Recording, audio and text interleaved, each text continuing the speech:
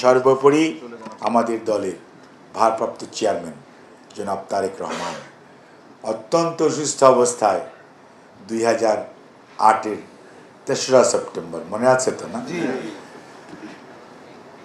আদালতের অনুমোদন ক্রমে চিকিৎসার জন্য দেশের বাইরে গিয়েছিলেন। আল্লাহর অশেষ মেহেরবানি, সুস্থ হয়ে এখন উনি বিদেশে বসে এই দেশের মানুষের অধিকার ফেরত দেওয়ার যে আন্দোলন, অর্থাৎ মানুষের গণতান্ত্রিক অধিকার, দেশের মালিকানা ফেরত দেওয়ার যে আন্দোলন, স্বৈরাচারের বিরুদ্ধে দীর্ঘদিন আমরা সবাই করেছি, তার নেতৃত্ব দিয়েছেন জনাব তারেক রহমান।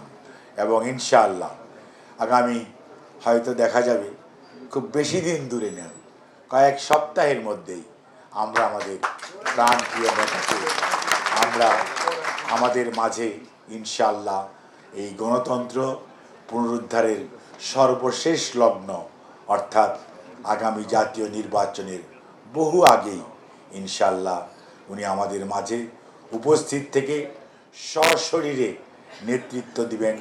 এবং যারা আজকে গণতন্ত্রকে পিছিয়ে দেওয়ার জন্য, জনগণের কথা বলে জনগণের অধিকার হরণ করার জন্য দেশে এবং বিদেশে বসে ষড়যন্ত্র করছেন, তাদের সেই ষড়যন্ত্র জনাব তারেক রহমানের নেতৃত্বে এদেশের মানুষ প্রতিরোধ করবে।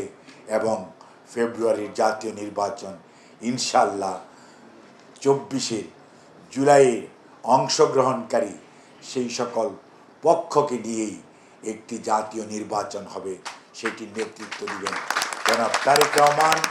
এবং 31 দফার আলোকে আগামীর বাংলাদেশ গড়ার যে কর্মসূচি 2022 থেকে 2023-24 আজ অবধি আমরা লক্ষ লক্ষ নেতাকর্মী দেশের মানুষকে ঐক্যবদ্ধ করছেন 31 দফার আলোকে। ইনশাআল্লাহ 31 দফার পক্ষে আগামীতে জনগণের রায় নিয়ে দেশ পরিচালনার দায়িত্ব নেবেন জনাব তারেক রহমান।